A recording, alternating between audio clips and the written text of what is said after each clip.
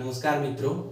तो ये वीडियो संविधान सभा के ऊपर होने वाली है और संविधान के ऊपर और भी बहुत सारे वीडियो हैं। अगर आप सभी लोग उस वीडियो को नहीं देखे हैं तो जाकर कृपया कर आप सभी लोग उस वीडियो को देखिए। और इस वीडियो को केवल आप लोगों को सुन लेने मात्र से ही बहुत सारे क्वेश्चंस जो हैं वो सॉल्व हो जाएंगे, केवल सुन लेने से। क्योंकि यहाँ से संविधान सभा से बहुत सारे क्वेश्चंस बहुत सारे एग्जाम्स में पूछे जाते हैं। तो आज का यह वीडियो इस टॉपिक पर होने वाला है, तो आप सभी लोग वीडियो को अंत तक जरूर देखिएगा और आप सभी को समझाने की बताने की गारंटी मेरी है।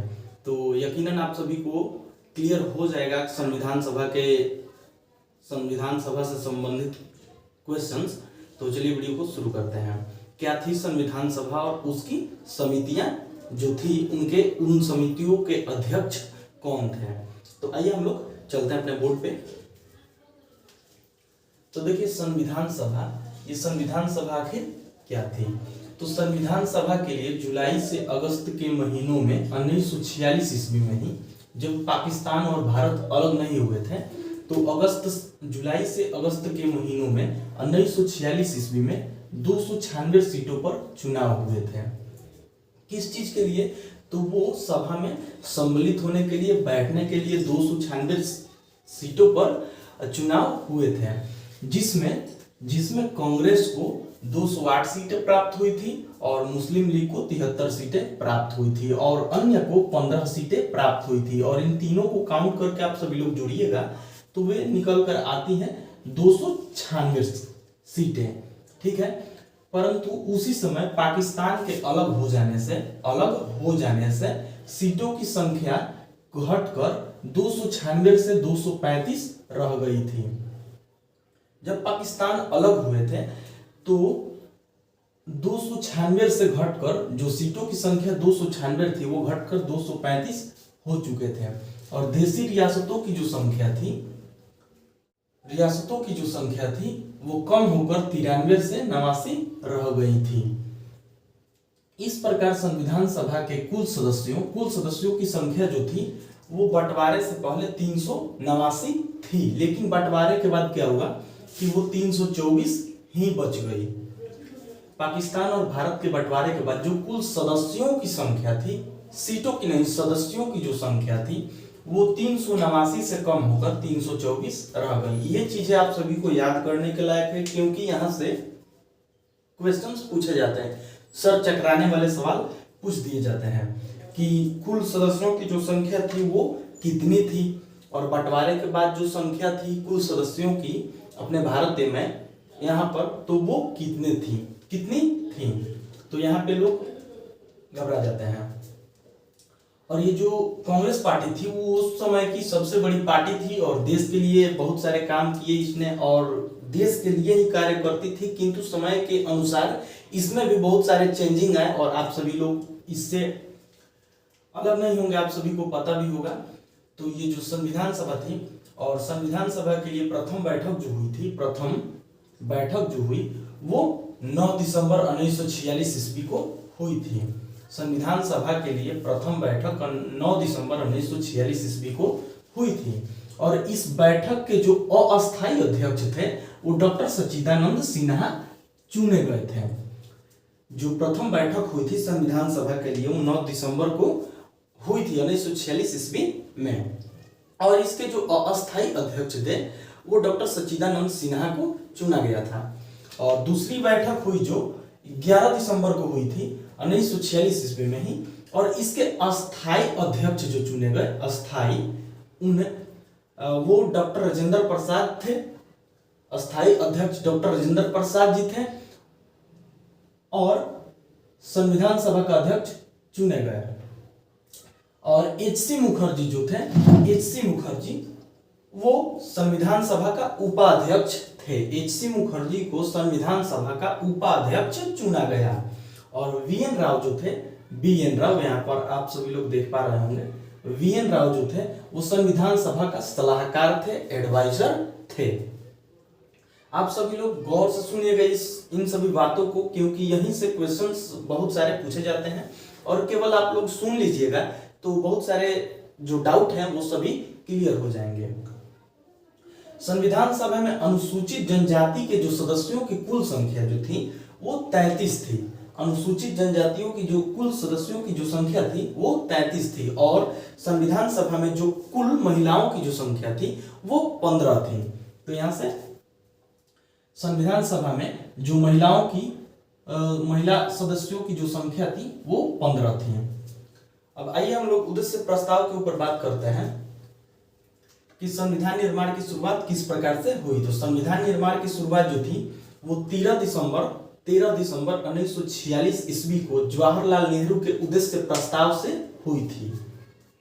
इस उद्देश्य प्रस्ताव में सामाजिक, आर्थिक एवं राजनीतिक न्याय, अभिव्यक्ति की स्वतंत्रता व उपासना के अधिकार, पिछड़े वर्गों का कल्याण तथा अल्पसंख्यकों का कल्याण, विश्व शांति पर बल प्रदान किया गया था। बाद में इसी उद्देश्य प्रस्ताव को चेंज करके, परिवर्तित करके प्रस्तावना का रूप दिया गया था।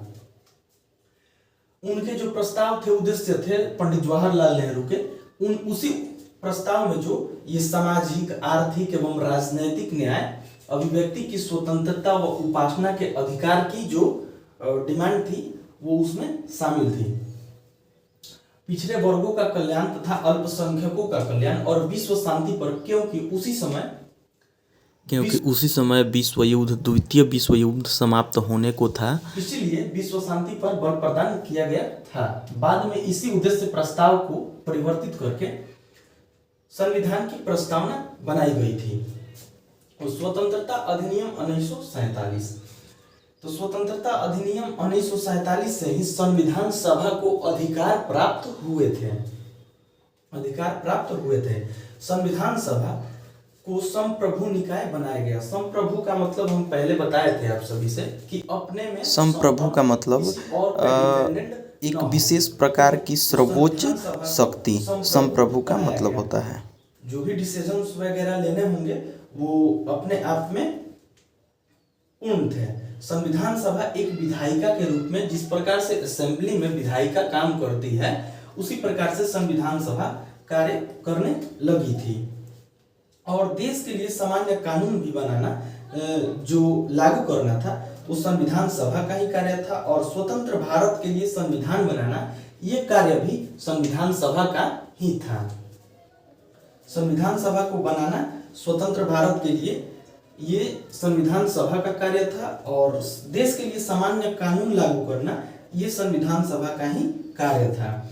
अब देखते हैं हम लोग संविधान सभा की जो प्रमुख समितियां जो थी, उन संगठनें जो थी वो किनके नेतृत्व में काम कर रही थी, उस समितियों के, उस संगठनों के जो अध्यक्ष थे वो कौन कौन थे। तो आइए हम लोग यहाँ से देखते हैं हम लोग। तो ये जो संघ शक्ति समिति जो थी वो पंडित जवाहरलाल नेहरू के नेतृत्व में कार्य कर रही थी। कह सकते हैं कि जो संगठनें थी संघ शक्ति समिति, उसके अध्यक्ष जो थे वो पंडित जवाहरलाल नेहरू थे। संचालन समिति जो थी, संचालन समिति के जो अध्यक्ष थे डॉक्टर राजेंद्र प्रसाद जी थे। इनके नेतृत्व में संचालन समिति कार्य कर रही थी। संघीय संविधान समिति जो थी, इसके अध्यक्ष जो थे जवाहरलाल नेहरू ही थे। ठीक है, तो ये जवाहरलाल नेहरू के नेतृत्व में संघीय संविधान समिति जो थी वो कार्य कर रही थी अपना। और प्रांतीय संविधान समिति जो थी, इसके जो अध्यक्ष थे सरदार वल्लभ भाई पटेल थे। हम यहाँ से केवल सरदार पटेल ही लिखे हुए हैं। और राज्यों के लिए जो समिति थी वो जवाहरलाल नेहरू उसके अध्यक्ष थे। इन सभी बातों को याद रखना बहुत ही महत्वपूर्ण हो जाता है, इसलिए कि यहीं से बहुत सारे क्वेश्चंस पूछे जाते हैं। और जो यहाँ से प्रारूप जो समिति थी, प्रारूप समिति के जो अध्यक्ष थे वो डॉक्टर भीमराव अम्बेडकर थे। और प्रारूप समिति का कार्य क्या था, तो प्रारूप समिति का जो कार्य था वो संविधान को लिखना था, रचना था। आइए, इस प्रारूप समिति के अध्यक्ष डॉक्टर भीमराव अम्बेडकर थे। और यहाँ से हम लोग देखते हैं 29 अगस्त 1947 ईस्वी को प्रारूप समिति का गठन किया गया। इसमें 7 सदस्य शामिल थे, 7 सदस्य थे। और पहले वो जो व्यक्ति थे वो डॉक्टर भीमराव अम्बेडकर थे। और इस प्रारूप समिति के जो अध्यक्ष थे वो डॉक्टर भीमराव अम्बेडकर ही थे। यानी कहने का अर्थ है कि जो संविधान लिखा गया वो डॉक्टर भीमराव अंबेडकर के नेतृत्व में लिखा गया। और दूसरे जो व्यक्ति थे वो के.एम. मुंशी थे, और तीसरे जो व्यक्ति थे मोहम्मद सादुल्ला थे, और चौथे जो व्यक्ति थे अल्लादी कृष्ण स्वामी अय्यर थे, और पांचवें जो व्यक्ति थे एन गोपाल स्वामी अयंगर थे, और छठे जो व्यक्ति थे वी.एन. मित्तर थे, और बाद में इनका नाम चेंज हो गया जब तो एन माधव रख दिया गया, और सातवें जो व्यक्ति थे वो डी.पी. खेतान थे, और बाद में इनका भी नाम चेंज हुआ था और टी.टी. कृष्णमाचारी हो गया था। तो ये जो प्रारूप समिति के जो अध्यक्ष थे डॉक्टर भीमराव अंबेडकर थे, और इन चीजों के अंतर्गत 7 व्यक्ति उसमें सम्मिलित थे, और ये जो लिखा गया वो डॉक्टर भीमराव अंबेडकर के नेतृत्व में भारत का संविधान लिखा गया। प्रारूप समिति का काम संविधान लिखने का था। आप सभी लोग यहाँ पर देख पा रहे होंगे, यहाँ पर प्रारूप समिति का जो कार्य था वो संविधान लिखने का था। संविधान बनाने की जिम्मेवारी जो थी, उसकी ढांचा का जो ये देने का जो जिम्मेवारी था, बनाने का जो जिम्मेवारी था वो संविधान सभा का था। संविधान बनाने का जो जिम्मेवारी था वो संविधान सभा का था, ठीक है। और 30 अगस्त 1947 ईस्वी को प्रारूप समिति की प्रथम बैठक हुई। 30 अगस्त को प्रारूप समिति की जो बैठक थी वो बैठक हुई, और इसके बाद संविधान के प्रारूप पर 114 दिनों तक चर्चा चली, मीटिंग चली। क्या गलत है क्या सही है, इन चीजों पर 114 दिनों तक की जो थी चर्चा चली, ठीक है। और 26 नवंबर 1949 ईस्वी को अपना संविधान जो भारतीय संविधान है वो 26 नवंबर 1949 ईस्वी को अपनाया गया, जिसमें प्रस्तावना उद्देश्य था उसमें 22 भाग यानी कि कह सकते हैं 22 पाठ थे, और 395 अनुच्छेद यानी कि धारा आर्टिकल जो भी कहें थी, और 8 अनुसूचियां थी। 8 अनुसूचियां थी, लेकिन अभी वर्तमान में लगभग 12 अनुसूचियां हैं, और आगे कितनी बढ़ेंगी इसका कोई अनुमान नहीं है। और संविधान को लागू करने के बाद इसकी प्रस्तावना को बाद में लागू किया गया। तो ये था वीडियो संविधान सभा के ऊपर। आई होप कि आप सभी लोग समझ गए होंगे, और आप सभी लोगों के बहुत सारे क्वेश्चंस जो थे, डाउट जो थे वो क्लियर हो चुके होंगे। एक चीज और फर्स्ट दिवस कब मनाया जाता है, तो फर्स्ट टाइम 2015 ईस्वी में 2015 में 26 नवंबर को फर्स्ट टाइम संविधान दिवस कॉन्स्टिट्यूशन डे मनाया गया।